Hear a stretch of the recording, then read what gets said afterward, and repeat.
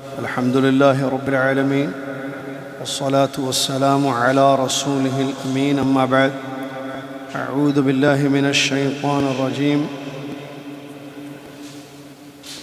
بسم الله الرحمن الرحيم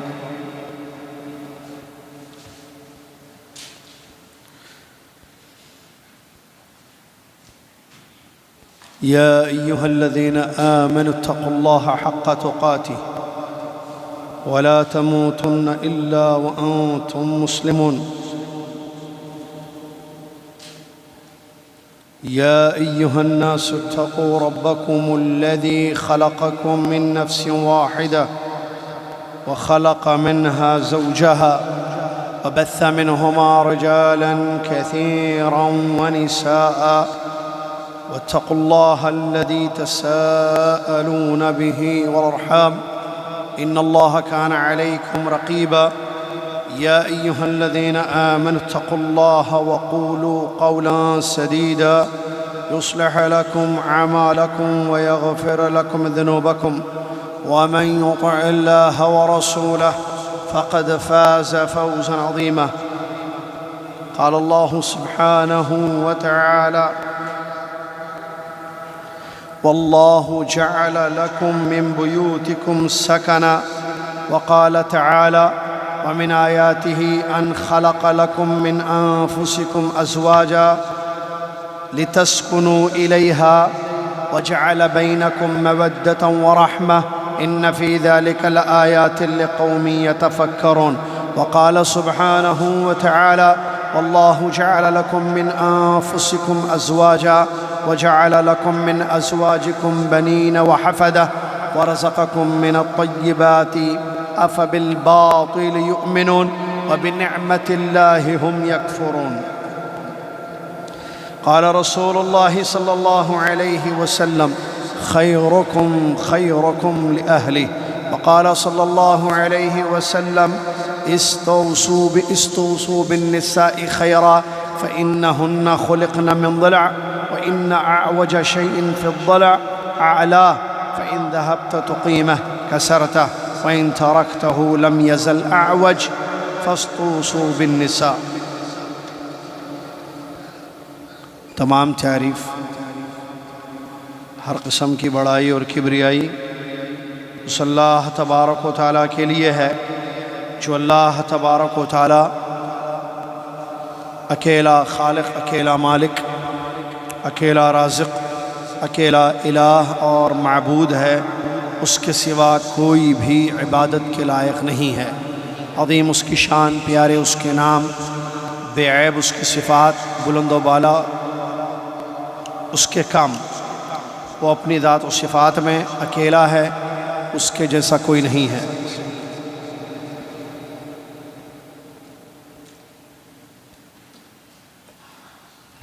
اس کے بعد صلاۃ و سلام ہو اس کے آخری نبی، ہم سب کے پیارے نبی محمد الرسول اللہ صلی اللہ علیہ وسلم کی ذات گرامی پر، جنہوں نے ہم تک اللہ کا مکمل دین پہنچایا، ہر خیر کی طرف ہم امتیوں کی رہنمائی فرمائی، ہر شر سے ہمیں ڈرایا، ایک ایسا دین دے گئے جس پر عمل کرنے سے دنیا اور آخرت کی کامیابی ہے۔ اللہم صلی علی محمد وعلی آل محمد کما صلیت علی ابراہیم وعلی آل ابراہیم انک حمید مجید۔ اللہم بارک علی محمد وعلی آل محمد کما بارکت علی ابراہیم وعلی آل ابراہیم انک حمید مجید۔ اس مختصر سی حمد اور اس کے بعد صلاۃ علی الرسول کے بعد آج بتاریخ 24 ربیع الاول 1446 ہجری مطابق 27 سپٹمبر 2024 عیسوی خطبہ جمعہ کا اردو میں آپ ترجمہ سماعت فرما رہے ہیں۔ آج جس موضوع پر خطبہ ہوا ہے وہ ہے مطمئن گھر کیسے ہوں، اطمینان والے گھر کیسے ہوں۔ معزز سامعین، اللہ تبارک و تعالیٰ نے ہم سب کو پیدا کیا، شوہر کا خالق اللہ، بیوی کا خالق اللہ، بچوں کا خالق بھی اللہ۔ اللہ نے ہر ایک کو ذمہ داری دی ہے اور کل قیامت کے دن اللہ تعالی ہم میں سے ہر شخص سے اس کی ذمہ داری کے متعلق پوچھے گا۔ اللہ کے نبی صلی اللہ علیہ وسلم نے اپنی حدیث شریف میں بیان فرمایا، کلکم راع وکلکم مسئول عن رعیتہ، تم سب ذمہ دار ہو اور تم سب اپنی اپنی ذمہ داری کے متعلق پوچھے جاؤ گے۔ شوہر کی ذمہ داریاں الگ ہوتی ہیں، بیوی کی ذمہ داری الگ ہوتی ہے، بچوں کی ذمہ داریاں الگ ہوتی ہیں۔ اگر ہم میں کا ہر شخص اپنی اپنی ذمہ داریوں کو ادا کرے تو پھر گھر مطمئن ہوں گے، سکون والے ہوں گے، راحت والے ہوں گے۔ لیکن اگر شوہر نے اپنی ذمہ داری کما حقہ ادا نہیں کی، بیوی نے اپنی ذمہ داری کما حقہ ادا نہیں کی، تو پھر گھر ٹوٹ جائے گا، گھر مطمئن نہیں ہوگا۔ اللہ نے ہر ایک کو جو ذمہ داری دی ہے، وہ ذمہ داری اس کو سمجھنی چاہیے اور اس کو کما حقہ ادا کرنا چاہیے۔ گھر کا ذمہ دار سب سے بڑا مرد ہوتا ہے، شوہر۔ گھر چلانا، گھر کا خرچہ اٹھانا، بیوی بچوں کا خرچ، ان کی ضروریات کا پاس و لحاظ، ان کی دینی رہنمائی، دنیاوی ضروریات کو پورا کرنا، احکام نافذ کرنا، یہ اس کی ذمہ داری ہے۔ اس کی اطاعت کی جائے، بیوی کی ذمہ داری ہے، بچوں کی ذمہ داری ہے۔ اس کی بات مانی جائے، یہ گھر والوں کی ذمہ داری ہے۔ اسی طریقے سے وہ اپنے حسب ضرورت، حسب حیثیت، شوہر حسب حیثیت خرچ اٹھائے، خرچ کرے اور ان ذمہ داریوں کو کما حقہ ادا کرے۔ بیوی گھر کے کاموں میں معاون ہو، شوہر کی خدمت کرے، بچوں کی دیکھ بھال کرے، شوہر کو خوش رکھے، شوہر کی دینی رہنمائی کرے، بچوں کو دین دنیا سکھائے، چھوٹے بڑوں کا ادب کریں، بڑے چھوٹوں پر رحم کریں، تو پھر یہ گھر مطمئن گھر ہوگا، کیونکہ ہر شخص اپنی ذمہ داری ادا کر رہا ہے، حقوق ادا ہو رہے ہیں، پابندی ہے، امانتیں محفوظ ہیں۔ اور اس ذمہ داریوں کو ادا کرنے میں اس بات کا خاص خیال رکھنا چاہیے کہ نرم گوشہ اختیار کیا جائے، سختی نہ برتی جائے۔ نرمی اللہ کو پسند ہے، اور نرمی سے جتنے کام بنتے ہیں، سختی سے اتنے کام بگڑ جاتے ہیں۔ کوئی بھی معاملہ ہو، نبی علیہ السلام کی ایک مشہور حدیث ہے، جس حدیث میں نبی علیہ السلام نے اس حقیقت کو بیان کیا۔ کس حقیقت کو؟ کہ نرمی سے کوئی بھی کام ہو وہ کامیاب ہوتا ہے، بنتا ہے، اور جہاں نرمی ختم، سختی ہو، تو ایسی صورت میں کوئی بھی کام ہو جس میں سختی کی جائے، چاہے وہ گھر کا مسئلہ ہو، آفس کا ہو، کاروبار ہو، باہر کے مسئلے ہوں، کوئی بھی مسئلے ہوں، سختیاں جہاں ہوتی ہیں، شدت ہوتی ہے، تو وہاں کام بگڑ جاتا ہے۔ اللہ کے نبی صلی اللہ علیہ وسلم نے ام المومنین عائشہ رضی اللہ تعالیٰ عنہ سے فرمایا، اے عائشہ، نرمی اختیار کرو، بے شک اللہ تبارک و تعالیٰ جب کسی گھر کے لیے خیر کا ارادہ کر لے تو وہاں نرمی پیدا کر دیتا ہے، پھر وہ گھر خیر والا گھر ہوتا ہے۔ معزز سامعین، گھر سکون اور اطمینان کی جگہ ہونی چاہیے۔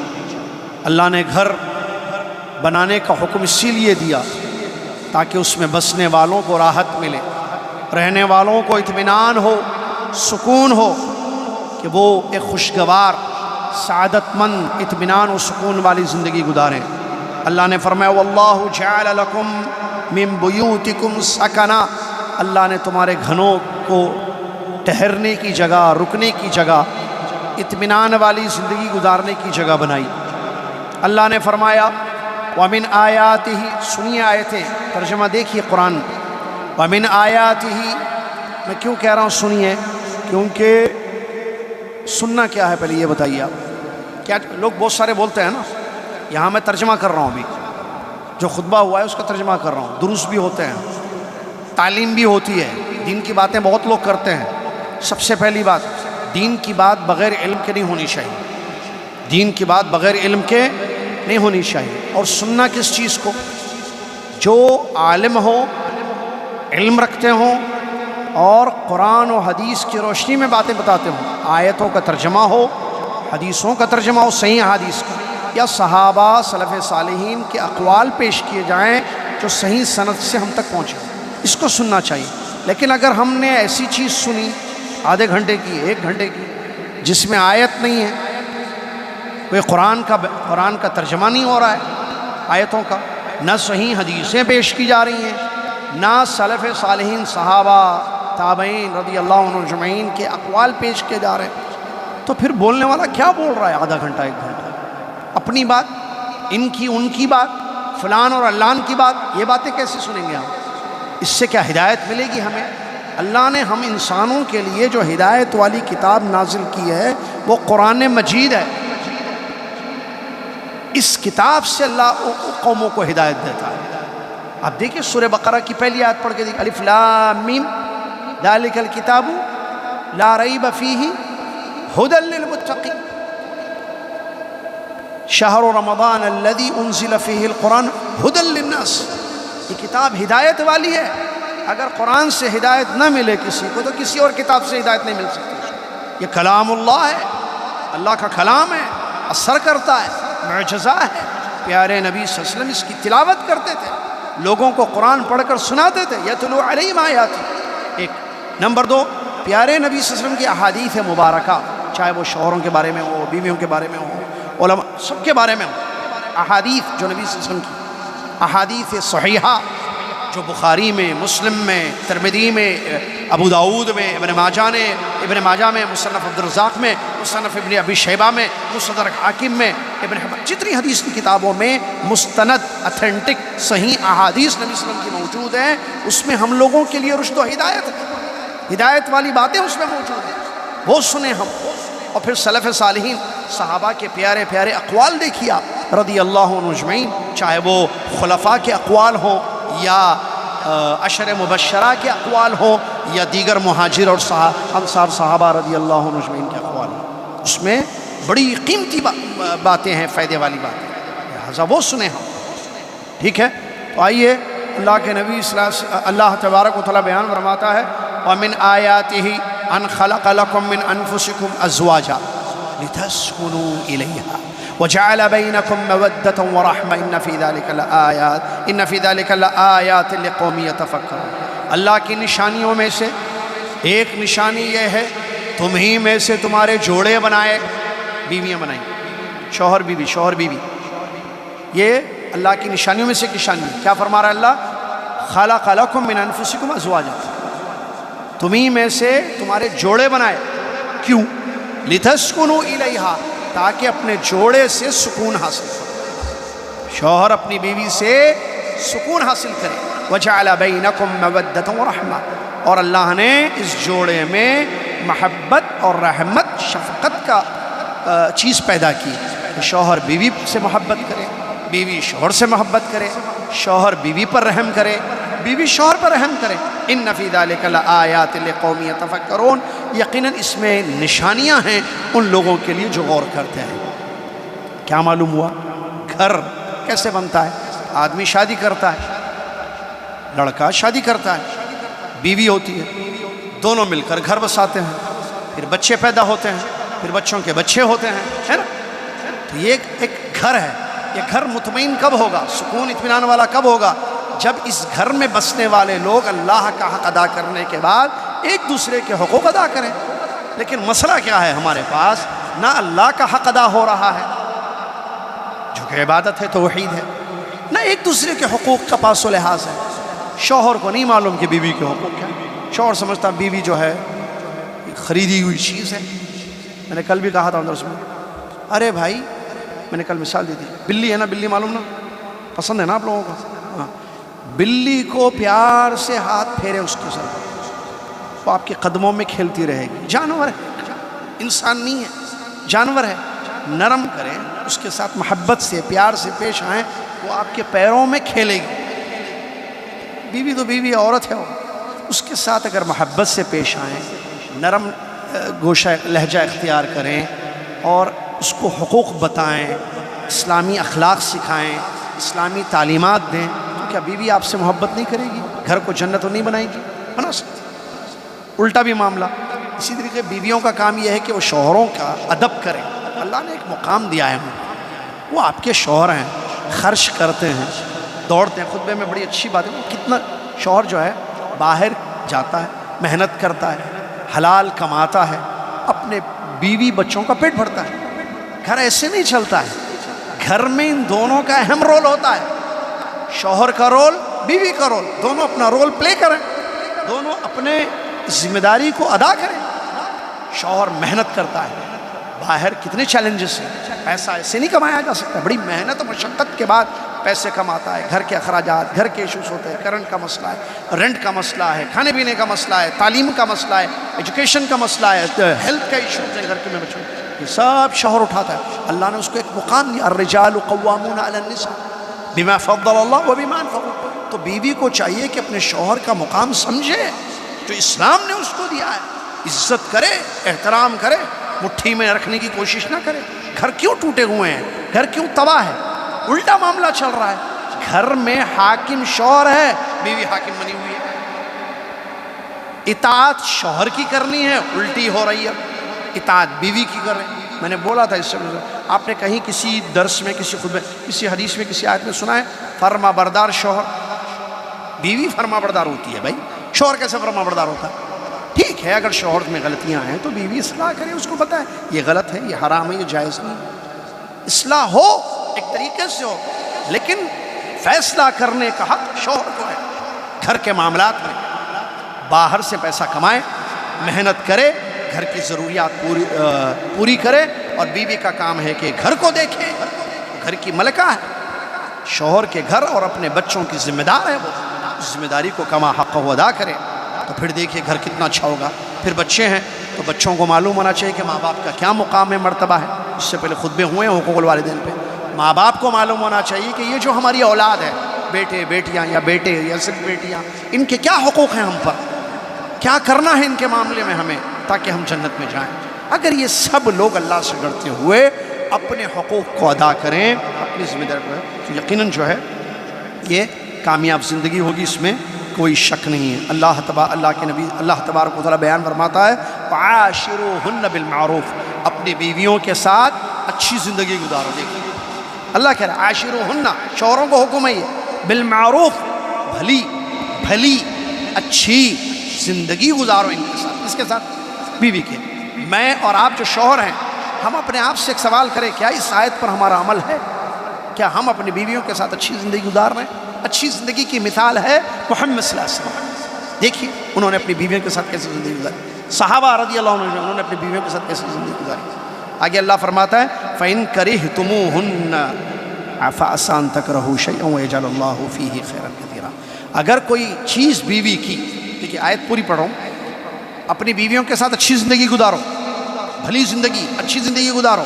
اگر بیویوں کی کوئی چیز تمہیں ناپسند ہو تو تم بعض اس کو ناپسند کرو، اس سے نفرت مت کرو. مطلب ہے یہ تم کو وہ چیز اگر ناپسند ہو، اللہ تعالیٰ ضرور اس میں کوئی خیر رکھے گا. اس کے بارے میں تفسیر میں آتا ہے بیوی کے اخلاق اگر بعض برے ہیں، آپ صبر کرو، اس کے ساتھ اچھی زندگی گزارو، انشاءاللہ اس سے آنے والی نسلیں اس سے اچھی ہوں. اگر بیوی اچھی نہیں، بیوی کی جو اولاد ہوگی وہ اچھی، بیوی سے جو نسل نکلے گی، نا بیوی سے بچے ہوتے ہیں. تو یہ اس آیت کی تفسیر میں بعض اہل علم نے بیان کیا. اللہ کے نبی صلی اللہ علیہ وسلم فرماتے ہیں خیرکم لأہلی، تمہیں سب سے اچھا وہ ہے جو اپنی گھر والوں کے ساتھ، یعنی بیوی بچوں کے ساتھ اچھا ہے. نبی علیہ السلام کی وصیت ہے جو آپ میں اچھی طریقے سے جاتے ہیں. یہ اصل بھول جاتے ہیں ہم لوگ، شوہر لوگ بھول جاتے ہیں اس حدیث کو، یا اس جیسی حدیثوں کو. نبی صلی اللہ علیہ وسلم نے فرمایا تمہیں وصیت کرتا ہوں بیویوں کے معاملے میں خیر کی، بیویوں کے معاملے میں خیر کی، بھلائی کی وصیت کرتا ہوں. یہ پھسلی سے پیدا کی گئی ہے، مطلب ہر بیوی شوہر کی پھسلی نہیں ہے.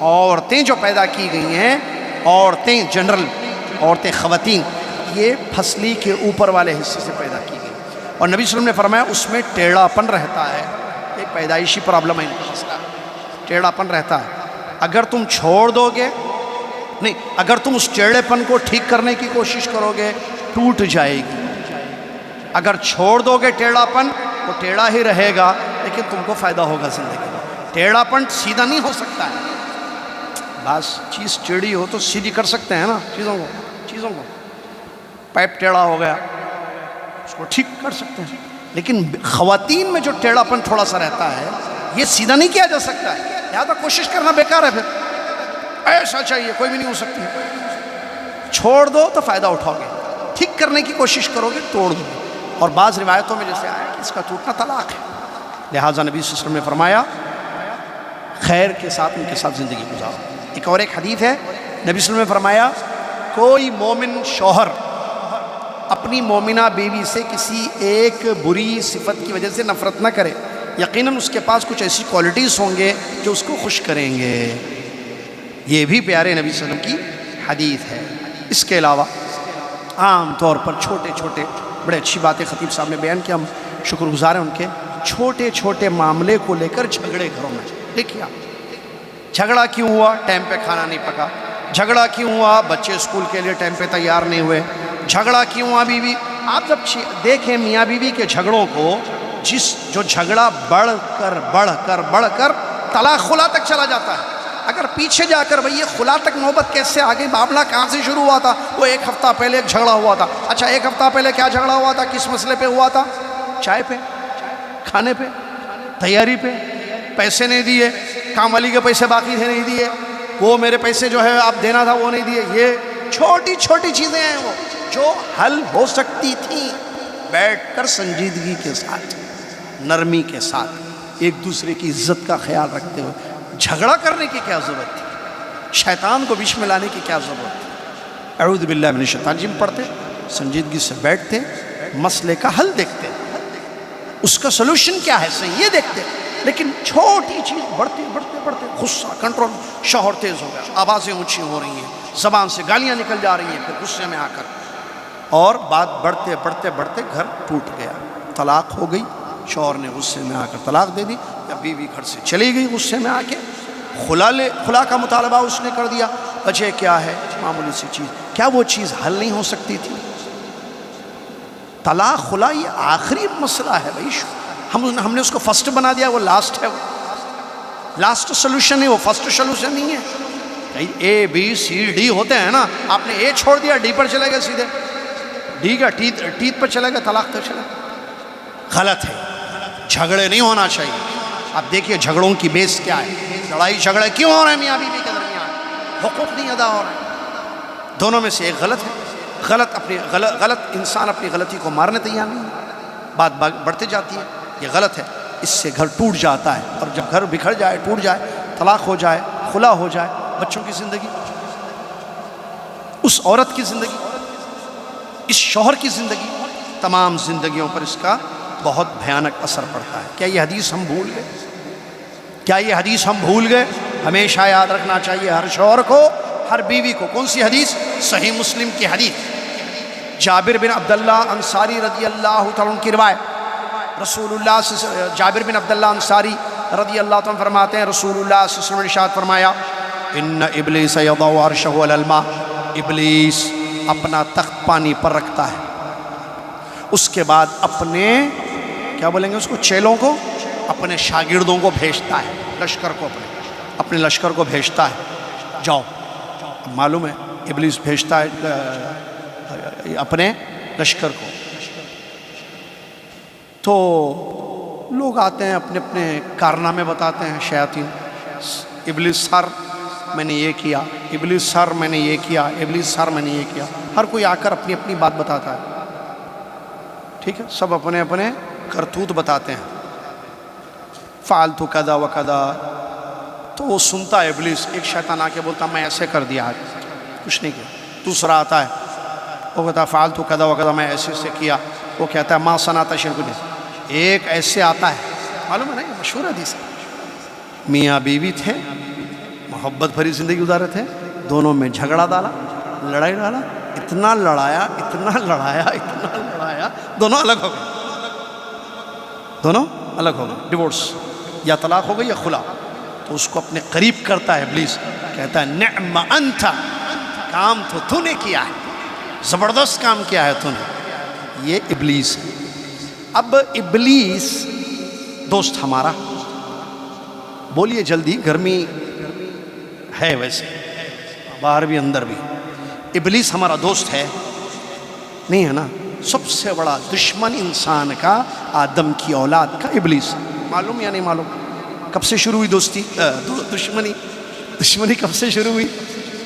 سجدہ، سورہ بقرہ نہیں کرتم بولا نا، کرو بولا اللہ، نہیں کرتا، یہ مٹی سے بنا، میں آگ سے بنا، میں اچھا، انا خیر منہ، میں اس سے اچھا، میں کیسا کروں، دھتکار دیا گیا۔ وہاں سے اللہ کی لعنت اس پر پڑی، اس نے چانس مانگا، اس پر لعنت پڑ گئی، وہ جہنمی قرار پایا۔ اس نے اللہ سے مہلت مانگی، مہلت معلوم نا، مہلت، قیامت تک مہلت دے تیرے بندوں کو بھٹکانے کے لیے۔ اللہ نے کہا ٹھیک ہے جا، مہلت، ٹیسٹنگ ہو رہی ہے، امتحان ہو رہا ہے سب کا۔ اب وہ اپنا کام کر رہا ہے، علماء اپنا کام کرتے ہیں، دین کی باتیں بتاتے ہیں، انبیاء کے وارثین جو ہیں، دین کی طرف بلانے والے، وہ جو ہے جہنم کی طرف، جنت کی طرف بلانے والے یہ وارثین انبیاء ہیں، اور وہ جہنم کی طرف بلا رہا ہے۔ تو وہ جو ہے تخت، نبی صلی اللہ علیہ وسلم اس حدیث میں کیا بتاتے ہیں، وہ تخت پر اپنا پانی پر اپنا تخت رکھتا ہے، تخت اس کا سر، اور اپنے لشکر کو بھیجتا ہے، جاؤ۔ کیوں بھیجتا ہے؟ لوگوں کو بھٹکانے کے لیے، بہکانے کے لیے، گمراہی دکھانے کے لیے، جہنم کا راستہ دکھانے کے لیے۔ جاؤ، نماز سے روکو، روزے سے روکو، تلاوت سے روکو، ذکر سے، ہر وہ چیز جو جنت میں لے جاتی روکنا، اور ہر وہ چیز جو جہنم میں لے جاتی، فلم، ڈرامے، سیریل، گانے، گالیاں، غیبتیں، چغل خوریاں، چوریاں، ظلم، ہر وہ چیز جو جہنم میں لے جائے گی۔ اور اس سے بھی بڑھ کے سب سے بولنا بھول گیا میں، شرک، بدعت، پھر گناہ، کرو جاؤ۔ ہر کوئی جاتے اپنا اپنا کام کرتے، مسجد کی طرف جانے والوں کو مسجد سے روک دیتے، دین کے درس میں جانے والوں کو، ارے انہوں اپنے وعدہ کرتے، انہوں اپنی جماعت کے نہیں ہوتے، وہ جماعت الگ، یہ جماعت الگ، چلو، روکنا روکنا روکنا روکنا، دین سے روکنا، جنت کے راستے سے روکنا، سب اپنا اپنا کام کرتے۔ اب میاں بیوی کو لڑانا یہ بھی تو کام ہے نا، ادھر بھی آتے، آ کے شوہر کو، ہماری بات نہیں سن رہی تھی، اب کیسے کیسے آتا اللہ عالم بھائی، ہر شوہر خطرناک ہے، وہ اس کی چالیں خطرناک ہیں، وہ ہر ایک کو اس کے طریقے سے آتا ہے، پڑھا لکھا بھی ہوتا ہے شوہر، جاہل بھی ہوتا ہے، غصے والا بھی ہوتا ہے، غصے والا نہیں بھی ہوتا ہے شوہر۔ اب وہ کیسے لڑانا میاں بیوی کو؟ اچھا بیویاں ہیں، بعض پڑھی لکھی ہیں، بعض پڑھی لکھی نہیں ہیں، بعض دیندار ہیں، بعض دنیا دار ہیں، بعض جلدی غصے ہونے والی ہے، بعض جلدی غصہ نہیں ہونے والی ہے، کوالٹیز الگ الگ ہے نا دنیا میں بیویوں کی، شوہروں کی۔ تو وہ چیک کرتا ہے یہ شوہر کیسا، یہ بیوی کیسا، کیسے لڑانا دونوں، یہ اس کا کام ہے۔ کیوں؟ باس خوش ہو جائیں گے۔ کون باس؟ ابلیس۔ ابلیس صاحب کو خوش کرنا ہے، اب اس کے لیے وہ دیکھتا ہے باس کو قریب کیسے ہوں میں، اب وہ لڑاتا ہے، ایسے ایسے ایشوز رکھتا ہے سامنے، لڑائی، پھر وسوسے ڈالتا ہے۔ کتنی محنت کر کے 1 مہینے سے پیسے لا کے دے رہے، دیکھو بیوی کیا بول رہی تمہارے بارے میں، یہ بیوی ہے، یہ لڑو اس سے، مارو اس کو، ختم کرو اس کا معاملہ، ادھر لاتا۔ دیکھو تم کتنا صبح سے شام تک جو ہے گھسے جاتے، ہمارے پاس کیا گھسے جاتے، کیا مطلب گھسے جاتے؟ صبح سے شام تک خدمت میں لگے ہوئے رہتے، قدر نہیں ہے آپ کے شوہر کو، آپ کی اتنی بھی قدر نہیں ہے۔ آفس میں بیٹھے ہوئے اسی میں سمجھتے ہیں میں بہت بڑا کام کر لیا، کیسے میں بچوں کو سنبھالتی ہوں، ان کو قدر نہیں ہے، کیا فائدہ ایسے آدمی کے ساتھ رہنا؟ جاؤ، اس سے اچھے بہت ہے، فریڈم نہیں ہے یہ، عجیب عجیب وسوسے، ادھر بیوی کو ادھر شوہر، تو کیا کرتا ہے، لڑا کر جو ہے گھر کو توڑ دیتا ہے، طلاق ہو جاتی ہے، خلا ہو جاتی ہے، گھر ٹوٹ جاتا ہے، اس گھر سے کئی گھر ٹوٹ جاتے ہیں، بچوں کی زندگیاں تباہ ہو جاتی ہیں۔ تو ابلیس جو ہے ایسا کام کر کے بہت خوش ہوتا ہے، لہٰذا یہ حدیث ہمیشہ ہمیں سامنے رکھنا چاہیے، اور اللہ سے ڈرتے ہوئے اطمینان والے گھر بنانے چاہیے۔ اس کے لیے محنت کی ضرورت ہے، محنت کی ضرورت، ایسے نہیں، ٹیم ورک کہتا ہے اس کو، فیملی ورک ہے۔ فیملی اچھی ہو تو اس کے لیے پورے فیملی کے ممبرس جو ہیں، ممبرس آف فیملی کون ہیں؟ سب سے بڑے ہیڈ آف دا فیملی صاحب ہیں۔ آپ سمجھو اپنی ذمہ داری، آپ اگنور کرو بعض چیزوں کو، ہر چیز پہ پکڑنا، ہر چیز پہ پکڑنا نہیں، بعض چیزوں کو نظر انداز کرو، اپنی بیوی بچوں کو خوش رکھو، نصیحت کرو، سمجھاؤ، ان کو ٹائم دو، ڈیلی بیٹھو، ان کو نصیحت کرو۔ بیوی اللہ سے ڈرے، شوہر کی عزت کرے، بچوں کا باپ ہے، بچوں کے سامنے باپ کی عزت کو رکھے باقی، اور گھر کو جنتی گھر بنانے کی کوشش کرے۔ گھر مطمئن ہو، گھر سکون اور راحت والا ہو، شوہر باہر سے آئے تو گھر میں اس کو سکون ملے، بیوی سے بھی بچوں سے بھی۔ بیوی جب گھر میں رہے، شوہر آئے تو اپنے شوہر کے ساتھ اپنے بچوں کے ساتھ جب اسکول سے واپس آئیں تو اطمینان، سکون کی راحت وہ پائے۔ اگر گھروں میں سکون نہ ملے تو انسان کہاں سکون حاصل کرے گا، کیونکہ راحت اور سکون تو گھر میں ہے۔ اللہ سے ڈرنے کی ضرورت ہے سب کو، اللہ کے یہاں ہم سب کو جواب دینا ہے۔ تیاری کر لیں، اپنے گھروں کے ماحول کو بدلنے کی کوشش کریں۔ آج جمعہ ہے، میٹنگ رکھیے اپنی فیملی کے ساتھ، یا کل رکھیے، کیا مسئلے ہیں، کیوں گھر میں جو ہے سکون اور اطمینان نہیں ہے۔ اگر نہیں ہے تو بہت اچھی بات ہے، نہیں ہے کیوں نہیں ہے؟ کیا شرک سے سکون آئے گا؟ کیا بدعتوں سے سکون آئے گا؟ گانا بجانے سے سکون آئے گا؟ لڑائی جھگڑے سے سکون آئے گا؟ اللہ کی نافرمانیاں کرنے سے گھروں میں سکون آئے گا؟ ہرگز نہیں آئے گا۔ تو پھر ان چیزوں کو ہٹانے کی ضرورت ہے۔ اللہ تعالیٰ مجھے اور آپ کو سمجھنے کی توفیق عطا فرمائے۔ اللہ ہم سب کو ڈرنے والا بنائے اور اپنی اپنی ذمہ داریوں کو سمجھنے والا، ایک دوسرے کے حقوق کو جاننے والا اور اس کو کما حق ادا کرنے والا بنا دے۔ آمین۔ وآخر دعوانا الحمدللہ رب العالمین۔ السلام علیکم ورحمۃ اللہ وبرکاتہ۔